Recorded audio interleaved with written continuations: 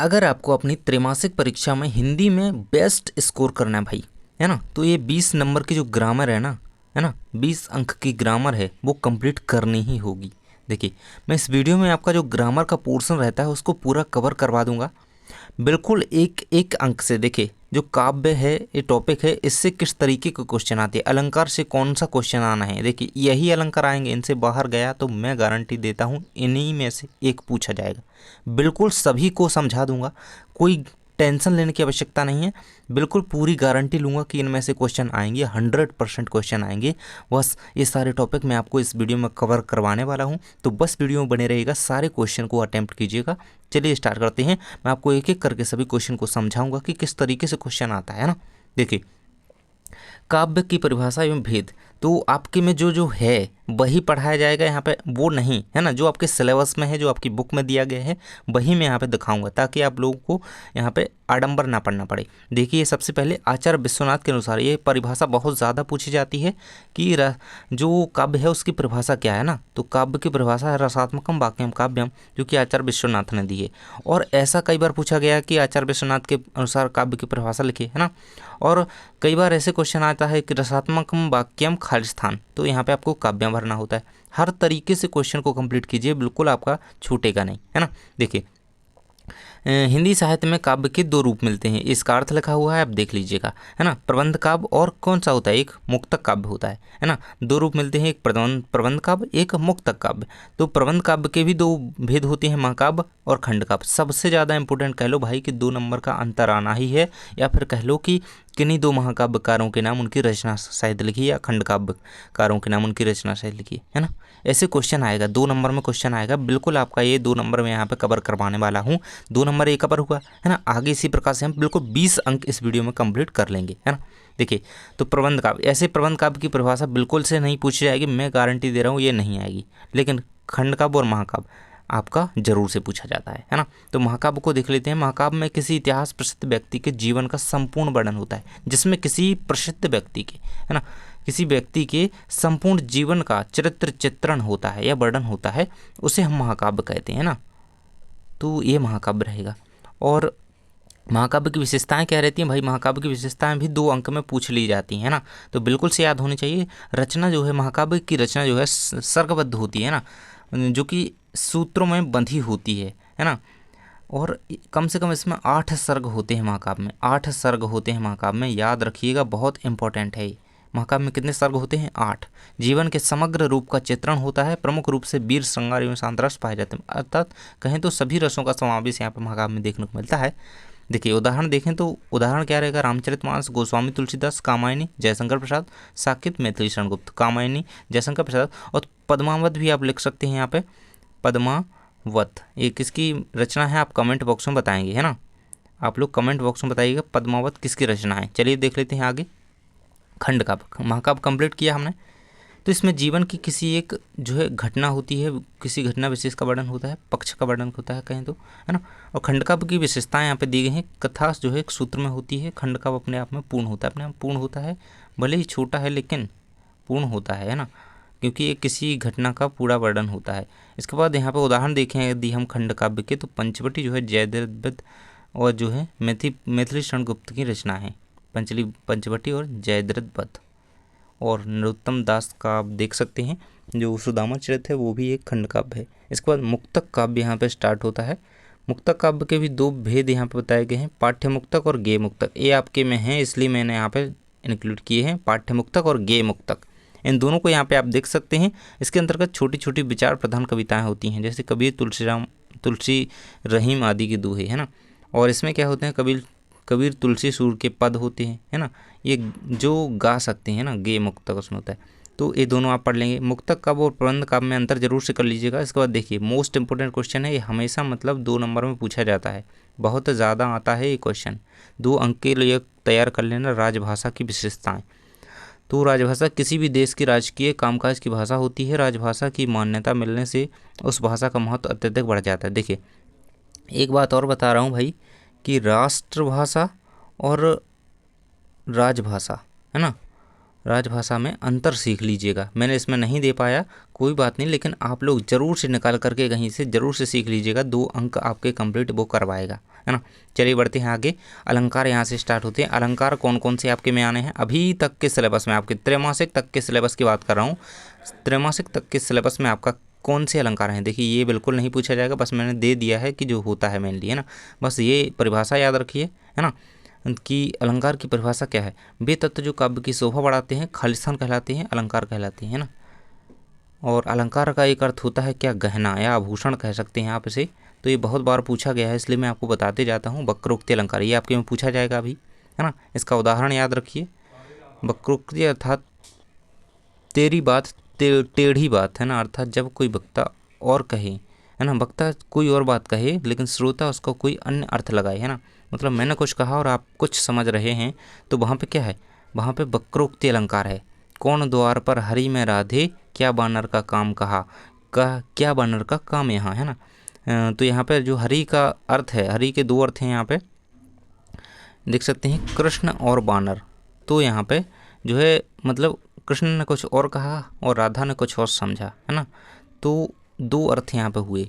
इसी प्रकार से यहाँ पे वक्रोक्ति अलंकार होगा। इसके बाद दृष्टांत अलंकार जो कि आपके काव्य में है देख सकते हैं, जहाँ पहले कोई बात कहकर उससे मिलती जुलती बात को दृष्टांत द्वारा कहा जाए किंतु समानता के लिए कोई शब्द प्रकट ना हो, वह दृष्टांत अलंकार होता है। तो कृत कृत अभ्यास ते जड़मती होत सुजान रसिया जाते शिल्प प्रत्नसान, ये इसका उदाहरण रहेगा। इसके बाद विशेषोक्ति, विशेषोक्ति अलंकार रहेगा आपका। काव्य में जहाँ कारण की होते हुए भी कार्य ना हो वहाँ विशेषोक्ति अलंकार होता है। बहुत ज़्यादा इंपॉर्टेंट है, लगभग यही आपके में आएगा इस बार, यही आएगा आपका 2 नंबर कंप्लीट करवाएगा, है ना। एक अथवा में मिलेगा आपको, ये आएगा, है ना। तो बिल्कुल से ऐसे याद कर लेना। नैन नेह न नैनन को कछ उपजी बड़ी बलाए, नीर भरी नित्य प्रति रहे तऊ ना प्यास बुझाए। और ये सेकंड उदाहरण रहेगा इसका, है ना। ये दोनों उदाहरण जो भी आपको ठीक लगे, सरल लगे, याद कर लीजिएगा। विशेषोक्ति की परिभाषा दिया गया है। इसके बाद आपका उदाहरण अलंकार दिया गया है, तो इसे भी आप याद कर लीजिएगा। ये आपके पोर्शन में है, इसलिए मैंने यहाँ पे आपको दे दिया है ना। ये उसका उदाहरण दिया गया है और इसकी परिभाषा दी गई है। चलिए आगे बढ़ते हैं, लेकिन विशेषोक्ति पर विशेष रूप से ध्यान दीजिएगा। इसके बाद शब्द शक्ति है आपकी, शब्द शक्ति की परिभाषा दी गई है। किसी शब्द में अंतर्निहित अर्थ का बोध कराने वाली शक्ति को शब्द शक्ति कहते हैं। तो ये इम्पोर्टेंट है। देखिए कई बार इनके जो है उदाहरण दे दिए जाते हैं और पूछा जाता है कि इसमें कौन सी शक्ति है ना। अभिधा का दे दिया जाता है, लक्षण का, व्यंजन का। तो ये मुख्यतः 3 प्रकार की होती है। ऑब्जेक्टिव में पूछ लिया जाता है कि शब्द शक्ति खालिस्तान प्रकार की होती है, कितने प्रकार की होती है, तो 3 प्रकार की होती है भाई। शब्द शक्ति 3 प्रकार की होती है, ये तीनों उसके प्रकार दिए गए हैं, अभिधा, लक्षण और व्यंजना। बिल्कुल से याद रखिएगा, बहुत ही ज़्यादा इंपॉर्टेंट टॉपिक है ये। इसके बाद अभिधा के बारे में देख लेते हैं भाई। जिस शब्द शक्ति के माध्यम से शब्द का सबसे सरल स्पष्ट मुख्य अर्थ निकले वह जो है अभिधा शब्द शक्ति कहलाती है। तो अशोक पुस्तक पढ़ रहा है, स्पष्ट बात है, पढ़ रहा है, कल वर्षा हो रही थी, है ना। इस तरीके से आप इसके उदाहरण दे सकते हैं। इसके बाद लक्षणा की बात करें तो जब मुख्यार्थ की बाधा होने पर रूढ़ी या लोक प्रसिद्ध या प्रयोजन, है ना, कोई भी कहावत कह करके हम उसे बताएं तो वहाँ पे क्या होती है, लक्षणा शब्द शक्ति होती है ना। पेट में आग लगी है ना। मैं यहाँ पे पेट में आग लगी है का मतलब क्या है कि बहुत भूख लगी है ना। इसी तरह हम ये लोक प्रसिद्ध रूढ़ी का प्रयोजन करके, है ना, ये इस उद्देश्य से बता रहे हैं कि पेट में आग लगी, तो ये इसका उदाहरण हो जाएगा। इसके बाद व्यंजना शब्द शक्ति की बात करें, जिस शब्द शक्ति के द्वारा मुख्य अर्थ और लक्ष्य अर्थ, देखिए आप वीडियो को 2x में देखिए और वीडियो को पूरा देखिए, है ना। तो कम्प्लीटली वॉच कीजिए और अच्छे आराम से देखिए वीडियो को, है ना। तो ये इसका उदाहरण दिया गया है, सुबह के 8 बज गए, है ना। तो ये व्यंजना का उदाहरण रहेगा। इस तरीके से आप यहाँ पे देख सकते हैं। मतलब कोई एक ही बात है लेकिन हर व्यक्ति के लिए उसका जो अर्थ है वो अलग अलग हो, है ना। देखिए जिस शब्द शक्ति के द्वारा मुख्य अर्थ और लक्ष्य अर्थ से भिन्न अर्थ प्राप्त हो, है ना। मतलब अपन कहेंगे कि 8 बज गए, तो कोई व्यक्ति 8 बजे व्यायाम करता है, कोई व्यक्ति 8 बजे नाश्ता करता है, कोई व्यक्ति उस टाइम स्कूल जाता है ना। तो सबके लिए अलग अलग अर्थ हुए ना। तो मुख्य अर्थ से लक्ष्य अर्थ जो है भिन्न प्राप्त हो, है ना। तो भिन्न प्राप्त हो, वहाँ पे अलग अलग अर्थ सबके लिए हो रहे हैं। तो वहाँ पे क्या होती है, व्यंजना होती है, व्यंजना शब्द शक्ति होती है। यही आपका इसका कंप्लीटली आंसर रहेगा। इसके बाद शब्द गुण देख लेते हैं भाई, बहुत ही इंपॉर्टेंट टॉपिक है। शब्द गुण की परिभाषा यहाँ पर दी गई है। शब्दों में निहित वह गुण जो हमें विभिन्न रसों का अनुभव करवाते हैं उन्हें शब्द गुण कहा जाता है। शब्द गुण के 3 भेद होते हैं भाई। शब्द शक्ति भी 3 प्रकार की होती है और इसके भी 3 भेद होते हैं। बिल्कुल से याद रखिएगा दोनों का, है ना, क्योंकि ये पॉइंट में बन सकता है। प्रसाद होता है गुण, है ना। प्रसाद गुण देख लेते हैं, जिस काव्य को सुनकर या पढ़कर बुद्धि में निर्मलता आ जाए, है ना, मन में पवित्रता का एहसास हो, या वह काव्य जो है प्रसाद गुण से परिपूर्ण होता है। हे प्रभु आनंददाता ज्ञान हमको दीजिए, है ना। तो ये आप उदाहरण लिखिए, याद रखिएगा, क्योंकि एक शब्द या वाक्य के उत्तर में इसी प्रकार के क्वेश्चन अब आ रहे हैं, है ना। इसके बाद है माधुर्य गुण और ओज गुण। ओज गुण तो आप समझ सकते हैं, माधुर्य को देखें, जिस काव्य को सुनकर या पढ़कर मन पुलकित हो जाए, एक कानों में मधुरता, है ना, उसके माधुर्य गुण, है ना।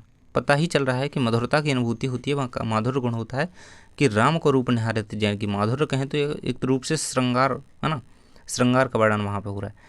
और ओज गुण क्या होता है, जिसमें कहें कि वीरता का एहसास हमें हो, है ना, वीर रस, जिस काव्य को सुनकर या पढ़कर चित्त है ना, चित्र कह सकते हैं, कोई दिक्कत नहीं, चित्त की वृद्धि में उत्तेजना का भाव जागृत हो, काव्य ओज गुण वहाँ पे युक्त कहलाता है। इसके बाद यहाँ पे देख सकते हैं, इसका उदाहरण दिया गया है, वीर तुम बड़े चलो, धीर तुम बड़े चलो, सामने पहाड़ हो, मतलब जिससे पढ़ करके पंक्ति को आपको मोटिवेशन टाइप मिल रहा है ना एक, तो वो यहाँ पे ओज गुण कहलाएगा। यही रहेगा आपका इसका आंसर। इसके बाद रस देख लेते हैं भाई, रस से भी क्वेश्चन आना है, 100% आएगा, किसी की परिभाषा जरूर से पूछी जाएगी रस की, है ना। और ऑब्जेक्टिव में क्वेश्चन क्या बनेगा कि इसका स्थायी भाव क्या है, किस रस का स्थायी भाव, मतलब श्रृंगार रस का स्थायी भाव क्या है, वीर रस का स्थायी भाव क्या है, करुण रस का स्थायी भाव क्या है। तो इस तरीके से नीचे सभी दिए गए हैं। चलिए आगे बढ़ते हैं हम। स्थायी भाव, रस के अंग कितने होते हैं भाई, रस के खालिस्तान अंग होते हैं, तो रस के 4 अंग होते हैं, 4 अंग होते हैं, याद रखिएगा बिल्कुल से। और दोस्तों के साथ वीडियो को शेयर कर दो ताकि वह भी इसका लाभ ले सकें, है ना। अपने ग्रुप्स में शेयर कर दो ताकि सभी लोग, है ना, पढ़ सकें, जो आपके साथ वाले विद्यार्थी हैं, क्योंकि आप लोग एक शेयर तो कर ही सकते हैं और हमसे जुड़ सकते हैं, ताकि आपकी वार्षिक परीक्षा तक की तैयारी हम विशेष रूप से आपके साथ मिलजुल कर करवा सकें, है ना। देखिए संचारी भाव क्या होते हैं, स्थायी भाव क्या होता है, प्रत्येक रस का हो एक होता है। यहाँ पर परिभाषा कभी आपकी नहीं पूछी जाएगी कि संचारी भाव किसे कहते हैं, ऐसी नहीं आएगी, है ना। बस इनकी संख्या आपको याद रखनी है कि संचारी भाव की संख्या 33 मानी गई है ना, 33 होती है, बहुत बार ऑब्जेक्टिव में पूछा गया है, 33 मानी गई है। और स्थायी भाव कितने होते हैं, तो भाई ये 10 होते हैं, क्योंकि प्रत्येक रस का एक स्थायी भाव होता है और 10 रस हैं तो 10 स्थायी भाव होंगे। ओके, ये रहेगा आपका कंप्लीट। और रस के अंग कितने होते हैं भाई, ये 4 होते हैं, याद रखिएगा। चलिए आगे बढ़ते हैं। और विभाव अनुभाव, यही तो रस के अंग हैं। देखिए यही रस के अंग हैं, आपको वो टेंशन अलग से नहीं पालना है, एक है ये, है ना, 1 2 3 4 यही रस के अंग हैं। स्थायी भाव, विभाव, अनुभाव, संचारी भाव के, इसे कंप्लीट करेंगे। और संचारी भाव कितने हैं भाई, 33 हैं, याद रखना, बहुत बार पूछा गया है इसलिए बार बार मैं बता रहा हूँ। देखिए, और ये रहेंगे सभी रसों के स्थायी भाव, उनके सामने दिए गए हैं, बिल्कुल से याद रख लो, कोई भी पूछा जा सकता है, खाली स्थान में हो गया, सही जोड़ी में हो गया, है ना, किसी भी रूप में आ सकता है, तो बिल्कुल याद रख लो, है ना। श्रृंगार का रति हो गया, करुण का शोक है, हास्य का हास हो गया, वीर का उत्साह हो गया, है ना। तो जरूर से सभी याद रखिए। वात्सल्य का वत्सल है, विभत्स का जुगुप्सा है, वो अद्भुत का विस्मय है ना। तो सभी को याद रखिएगा।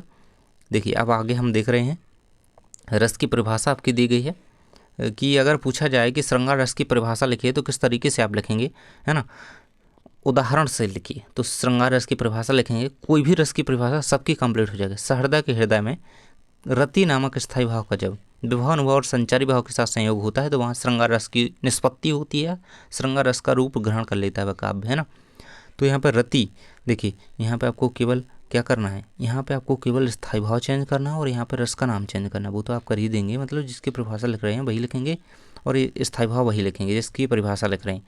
जैसे मैं कहूँ यहाँ पे ये परिभाषा दी गई है कि मुझे अब लिखनी है भाई शांत रस की परिभाषा लिखनी है ना, शांत रस की परिभाषा लिखनी है, तो मैं कैसे लिखूंगा, सहृदय के हृदय में, यहाँ पर रति की जगह क्या कर देना, आपको निर्वेद लिख देना है। निर्वेद नामक स्थायी भाव का जब विभाव, अनुभाव, संचारी भाव के साथ संयोग होता है तो वह यहाँ पर क्या है, शांत रस, यहाँ पे शांत कर देंगे, शांत रस का रूप ग्रहण कर लेता है। इस तरीके से देखिए नोट यहाँ पे मैंने लिख करके रखा है। इसी प्रकार रस और स्थायी भाव को बदलकर अन्य सभी रसों की परिभाषाएं बनाई जा सकती हैं। तो आप जरूर से इन सभी की परिभाषा आसानी से सीख गए होंगे। बस ये लाइन 3 आप याद कर लीजिए, 2 लाइन हैं आप याद कर लीजिए, कोई भी रस की परिभाषा नहीं छूटेगी। और उदाहरण मैं आपको आगे बता रहा हूँ। देखिए श्रृंगार रस का उदाहरण क्या लिखना है, राम को रूप निहारते जानकी, कंकन के नग की परछाई, आते सबे सुधि भूल गई, कर टेक रही पलटारत नहीं।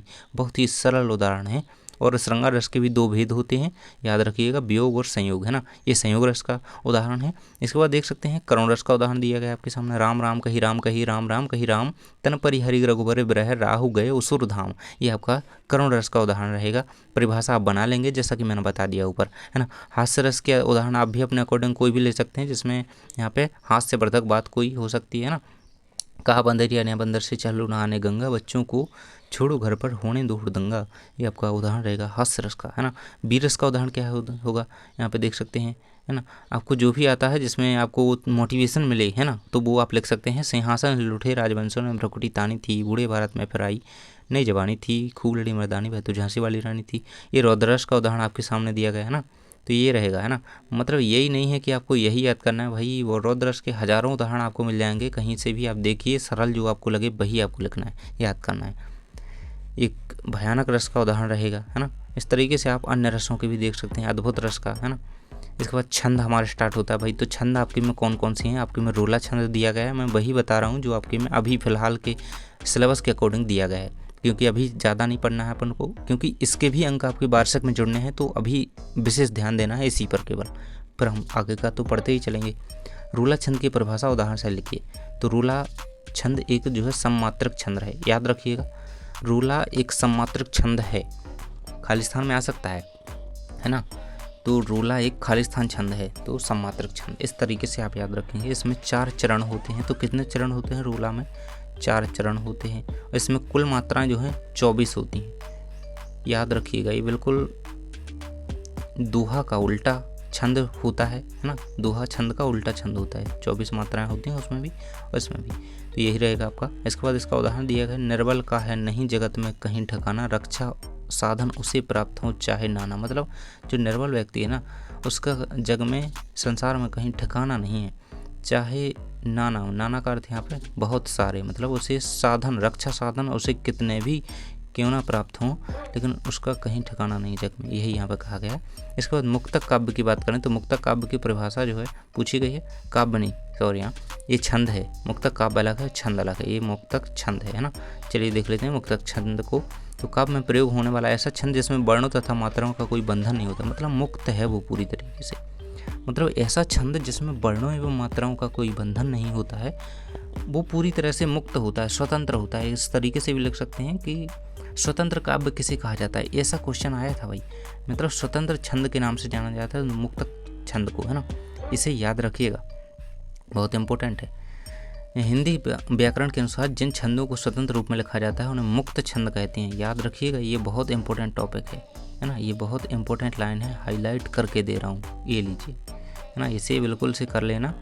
ये उदाहरण रहेगा इसका, आज नदी बिल्कुल उदास थी, यही इसका उदाहरण रहेगा यहाँ पे। चलिए बढ़ते हैं आगे, मुहावरे और लोकोक्तियाँ देख लेते हैं। तो अपना उल्लू सीधा करना 19-20 होना, है ना। देखिए वीडियो थोड़ा लंबा हो चुका है और होने दो, कोई दिक्कत नहीं है, क्योंकि इसमें हम 20 अंक आपके पूर्ण कर रहे हैं, तो बिल्कुल से बने रहिएगा। देखिए यहाँ पे अपना उल्लू सीधा करना 19-20 होना, इन दोनों का आपको अर्थ लिखना है। क्वेश्चन किस तरीके से आता है पेपर में भाई, तो क्वेश्चन आता है कि निम्नलिखित मुहावरों का वाक्य में प्रयोग कीजिए, 2 दे दिए जाते हैं, आपका 2 नंबर का पेपर में क्वेश्चन होता है। और आपको करना क्या होता है कि इनका अर्थ लिखना होता है और फिर इनका वाक्य में प्रयोग करना होता है ना।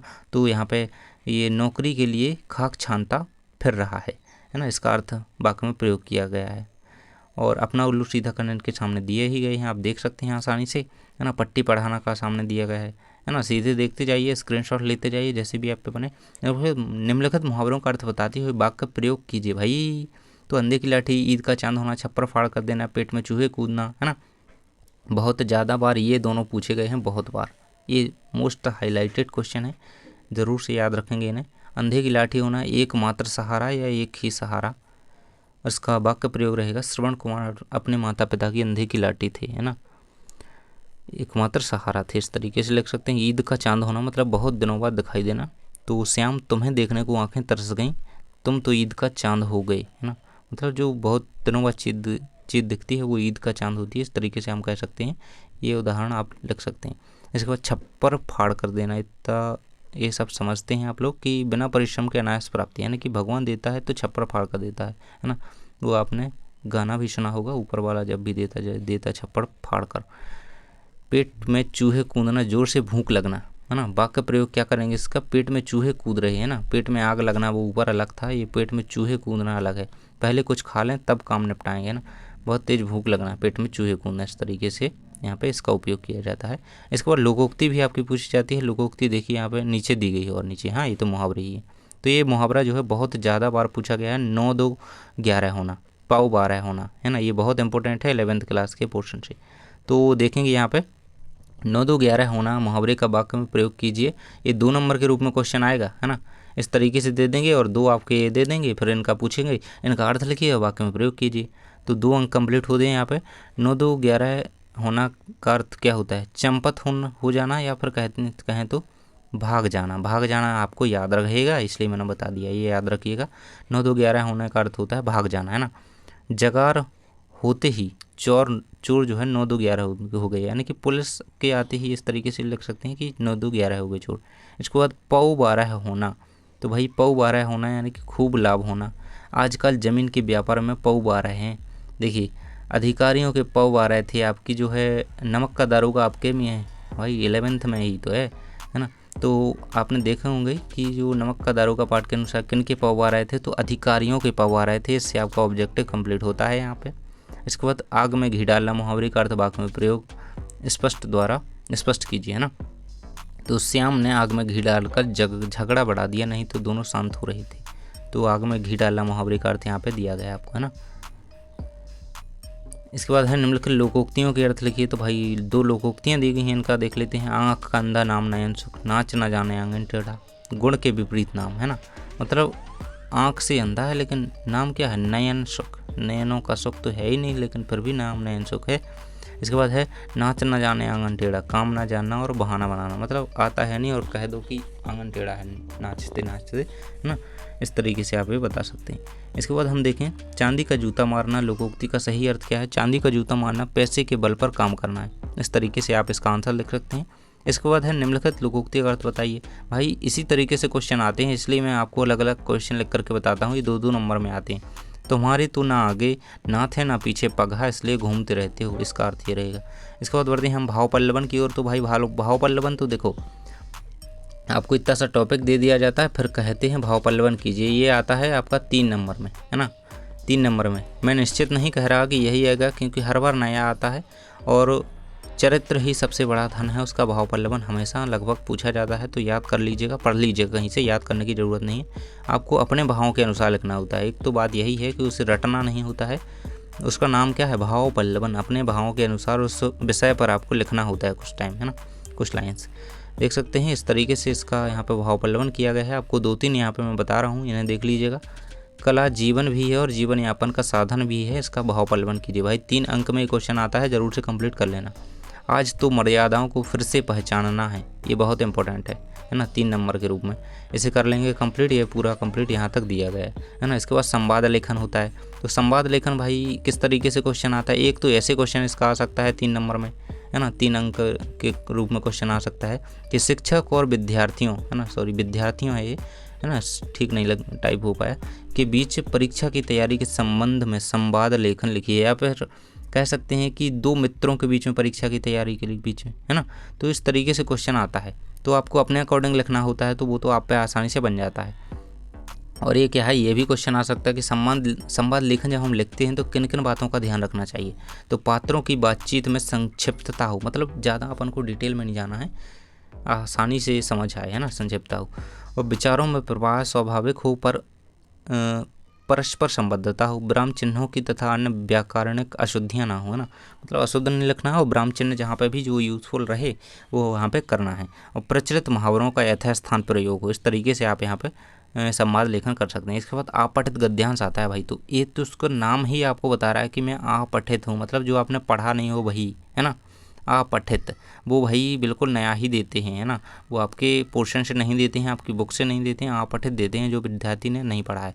तो मैं तो आपको केवल बता रहा हूँ कि किस तरीके से क्वेश्चन आता है, कैसे हल करना है। देखिए तो ये रहेगा आपका, इतना दिया जाएगा आपको पेपर में और कहा जाएगा कि निम्न क्वेश्चन के आंसर दीजिए। मतलब 2-3 क्वेश्चन दे देते हैं कि इसका शीर्षक लिखिए। एक तो शीर्षक आपको इसको पढ़ करके शीर्षक समझ ही आ जाता है आसानी से, है ना।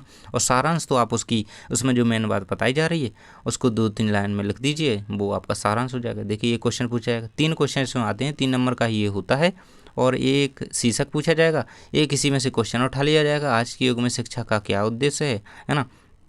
तो देखिए इसका शीर्षक क्या है, वर्तमान शिक्षा प्रणाली, ये आंसर लिखे हुए हैं ना। और इसका जो है आज के युग में शिक्षा का क्या उद्देश्य है, इसको आप इस तरीके से यहाँ पे आंसर दे सकते हैं। उसी का आंसर आपको लिखना होता है, कुछ बाहर से नहीं ढूंढना है, उसी में सब कुछ मिल जाएगा। ये आप इसका सारांश लिख सकते हैं। तो ये आपका कंप्लीट रहेगा। इसके बाद अपठित पद्यांश भी आ सकता है ना। अपठित पद्यांश इसके अथवा में ही आता है गद्यांश के, तो ये भी आपको कंप्लीट कर लेना है। ये हर बार नया आता है इसीलिए मैंने यहाँ पे दिया नहीं। और पत्र लेखन तो आप कर ही लेंगे। आप कमेंट बॉक्स में बताइए, तो मैं वीडियो लाऊंगा उसमें आपको बता दूंगा कि कौन कौन सी पत्र लेखन आप कर लेंगे, निबंध लेखन कर लेंगे, है ना। कमेंट बॉक्स में बताएंगे तो मैं वीडियो जरूर से लाऊंगा। और एक शब्द या एक शब्द के लिए अनेक शब्द, है ना, ये क्वेश्चन जरूर से पूछा जा सकता है। 2 अंक के रूप में आता है ये, है ना। तो मैंने इसलिए यहाँ पे दे दिया है ताकि आप लोग इस पर भी गौर कर लीजिएगा ज़रा सा, है ना। तो हमारी यहाँ पे व्याकरण होती है कंप्लीट। अगर कुछ भी रह गया हो तो कमेंट बॉक्स में बताइएगा, मैं अगले वीडियो में कवर करवा दूंगा। और आपको अगले किस सब्जेक्ट के इंपॉर्टेंट क्वेश्चन चाहिए ज़रूर से वीडियो में बताइए, कमेंट बॉक्स में बताइए। और मिलते हैं नेक्स्ट वीडियो में। जो भी फिजिक्स के विद्यार्थी हैं, नीचे डिस्क्रिप्शन में लिंक दी गई है, आप पिछले वीडियो का, है ना, वीडियो को देख सकते हैं। और जल्दी ही फिजिक्स का नया वीडियो आने वाला है और अन्य सब्जेक्ट्स के अन्य वीडियो आने वाले हैं। तो जुड़ जाइए हमसे और टेलीग्राम ज्वाइन कर लीजिए। Thanks for watching. मिलते हैं नेक्स्ट वीडियो में।